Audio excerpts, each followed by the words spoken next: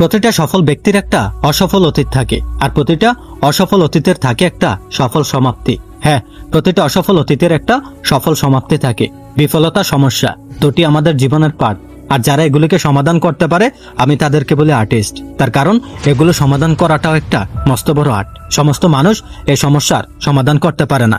আমরা যখন বারবার বিফলতার দিকে চলে যাই, যখন আমরা বারবার অসফল হই, তখন ভাবি আমার দ্বারা হয়তোবা আর কিছুই হয়ে উঠবে না, তখন ভাবি আমার দ্বারা হয়তোবা আর কিছুই হবে না। কিন্তু এই চিন্তা ভাবনাটা একটা অসফল ব্যক্তির লক্ষণ। আমি তোমাকে মনে করিয়ে দিতে চাই এমন এক ব্যক্তির কথা, যার কাহিনী শুনলে তুমি হয়তোবা একটু হলে অবাক হবে। আমি কথা বলছি থমাস আলভা এডিসনের কথা। থমাস আলভা এডিসন এই মানুষটিকে নিয়ে যদি একটি বই লেখা হয়, আর সেটা যদি 100 পেজের বা 100 পাতার হয়, তাহলে সেই বইয়ে 99 পাতায় বিফলতার কাহিনী দিয়ে ঘেরা হবে। হ্যাঁ, 99 পাতায় বিফলতার কাহিনী লেখা হবে। তার কারণ কি জানো? না জানলে ভিডিওটি অবশ্যই শেষ পর্যন্ত দেখো। মানুষটা যে পরিমাণে সফল হয়েছে তার থেকে অনেক বেশি পরিমাণে বিফল হয়েছে, কিন্তু আজকে সারা বিশ্ব তাকে অন্যরকম ভাবে চিনে। থমাস আলভা এডিসন এই মানুষটির তৈরি জিনিস, এই মানুষটির তৈরি দুটি আবিষ্কার আজ সারা বিশ্ব ব্যবহার করছে। আমি তো মনে করি সেই সময় সেই মানুষটার কথা কেউই বিশ্বাস করেনি, আর বিশ্বাস না করাটাই স্বাভাবিক।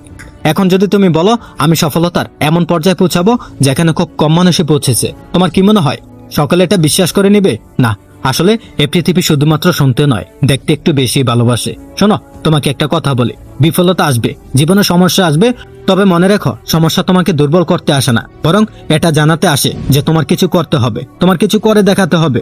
এই পৃথিবীতে যারা যত বেশি সফল, তাদের জীবনে তত বেশি বিফলতার কাহিনী দিয়ে ঘেরা। বিফলতা জীবনের একটি আর্ট। বিফলতাকে সফলতায় যারা রূপান্তর করতে পারে আমি তাদেরকে বলি আর্টিস্ট। আমি কি এই পৃথিবীর সকলেই বলে আর্টিস্ট? মনে রেখো, আমাদের রব আমাদের জীবনে এমন কিছু পাঠিয়ে দেন না যেটা আমরা কখনোই সমাধান করতে পারবো না। তিনি সর্বক্ষণ এমন কিছু দিয়ে থাকেন যেটা সমাধানের যোগ্য, যেটা আমরাই সমাধান করতে পারবো। শোনো, তোমাকে একটা কথা বলি, প্রতিটা সফল ব্যক্তির একটা অসফল অতীত থাকে, আর প্রতিটা অসফল অতীতের একটা সফল সমাপ্তি থাকে। আমি জানি না তুমি জীবনে কতটা বিফল, তুমি কত পরিমাণ বিফলতার সম্মুখীন হয়েছ বা হচ্ছ, কিন্তু আমি তোমাকে মনে করিয়ে দিতে চাই প্রতিটা সফল ব্যক্তির অতীতে বিফলতার কাহিনী তুমি খুঁজেই পাবে। কিন্তু সেই বিফলতাকে কাটিয়ে উঠতে পেরেছে সেই সমস্ত বিফল ব্যক্তিরা যারা নিজেকে সফল বলে মনে করেছিল। তাই তোমাকে বলি তাই তোমাকেও সেটাই করা উচিত। থমাস আলভা এডিসন এই মানুষটাকে হাজারো বিফলতার পরে একটি সফলতা পেয়েছে। আজ সারা বিশ্ব থেকে ওই এক সফলতার জন্যই মনে রেখেছে। কখনোই নিরাশ হইও না, কখনোই হতাশ হইও না। জীবনে বিফলতার পরিমাণ যত বেশি হবে, তুমি ততই সফলতার নিকটে আসতে শুরু করবে। মনে রেখো, তুমি যদি অল্পতেই সফলতা পেয়ে যাও, তুমি যদি অল্পতেই সফল হয়ে যাও, তাহলে হয়তোবা সেটা দীর্ঘস্থায়ী হবে না। কিন্তু হাজারো ধৈর্যের পরে যদি তুমি সফলতা পাও, তাহলে সেই সফলতাটা অন্যরকম একটি রূপ নেবে। একটা দিন একটা জীবনকে পাল্টে দিতে পারে, আর একটা মানুষ চাইলে গোটা দুনিয়াটাকে বদলে দিতে পারে। হ্যাঁ, একটা মানুষ চাইলে গোটা দুনিয়াটাকে বদলে দিতে পারে। তুমি যদি জীবনে সাফল্য অর্জন করতে চাও, তাহলে কঠোর পরিশ্রম করো, কঠোর মেহনত করো। তার কারণ মেহনত ছাড়া সাফল্যর কোনো বিকল্প নেই। আর যে ভাগ্যের আশায় তুমি বসে আছো না, সেটা তো জুয়াতে ব্যবহার হয়। হ্যাঁ, ভাগ্য তো জুয়াতে ব্যবহার হয়। আর একটা কথা মনে রেখো, জীবনটা কোনো জুয়া নয়, আর তুমিও কোনো জুয়ারই নও। শোনো, তোমাকে একটা কথা বলি, অল্প বয়সে কাউকে পাওয়ার আশায় নিজের জীবনটাকে নষ্ট করো না। না, অল্প বয়সে কাউকে পাওয়ার আশায় নিজের জীবনটাকে নষ্ট করো না। নিজের জীবনটাকে নিজের মতো করে সাজাও। সময় বলে দেবে তুমি কার হবে এবং কে তোমার হবে। মনে রেখো, এই পৃথিবীর মানুষ শুধুমাত্র তোমাকে পরামর্শই দেবে, কিন্তু তোমার দায়িত্বটা কেউ নেবে না। স্বপ্ন আমাদের জীবনের একটা কঠিন শব্দ, প্রতিটা মানুষের জীবনের একটা কমন শব্দ। এই স্বপ্ন অনুসরণ করার ক্ষমতা যদি তোমার মধ্যে থাকে, তাহলে তোমার স্বপ্ন থাকবে না, সেটি বাস্তবে রূপ নিতে শুরু করবে। তোমার কাছে অনুরোধ করব, কখনোই হতাশ হইও না।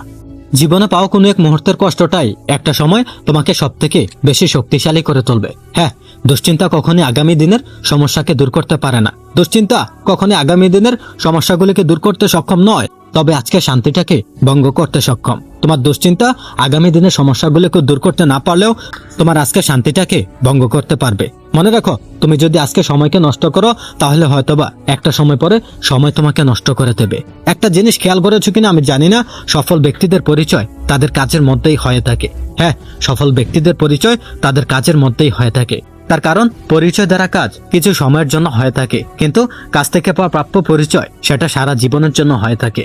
মনে রেখো, তোমাকে শুধু বললেই হবে না, তোমাকে করে দেখাতে হবে। তার কারণ এই পৃথিবীর মানুষ শুধু শুনতে নয়, বরং দেখতে একটু বেশি পছন্দ করে। আসলে কোনো ব্যর্থতাই তার জীবনে হতাশার কারণ হয়ে ওঠা উচিত নয়। না, কোনো ব্যর্থতাই তার জীবনে হতাশার কারণ হয়ে ওঠা উচিত নয়। তার কারণ মানুষ ব্যর্থতা থেকেই শিখে, সাফল্য থেকে নয়। তাই একবার ব্যর্থ হলে পুনরায় চেষ্টা করা উচিত। বাস্তবে এই পৃথিবীতে সবচেয়ে কঠিন কাজ হচ্ছে নিজেকে চেনা। হ্যাঁ, নিজেকে চেনা।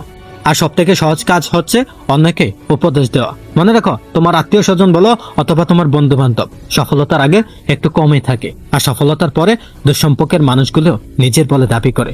স্কুলের ব্যাগটা ছেড়ে যেদিন বাজারে ব্যাগটা কাঁধে নেবেন সেদিনই বুঝতে পারবেন আসলে স্কুলের ব্যাগটাই অনেকটা হালকা ছিল। শুধু দাঁড়িয়ে নদীকে দেখতেই নদীকে পার করতে পারবে না। যদি তুমি নদীকে পার করতে চাও, নদীকে পার করতে হলে সঠিক সময়ে পদক্ষেপ গ্রহণ করতে হবে। শেষে তোমাকে একটা কথাই বলবো, যদি নিজের কষ্টগুলিকে কমাতে চাও তাহলে অল্পতে সন্তুষ্ট থাকার অভ্যাসটা করে নাও। হ্যাঁ, অল্পতে তুষ্ট থাকার অভ্যাসটা করে নাও। কারণ যে অল্পতে তুষ্ট থাকে তার এই পৃথিবীতে কষ্টটা অনেক বেশি সহজ হয়ে যায়। তাই অল্পতেই সন্তুষ্ট থাকার চেষ্টা করো। ভিডিওটি ভালো লাগলে চ্যানেলটিকে সাবস্ক্রাইব করে পাশেই থাকুন।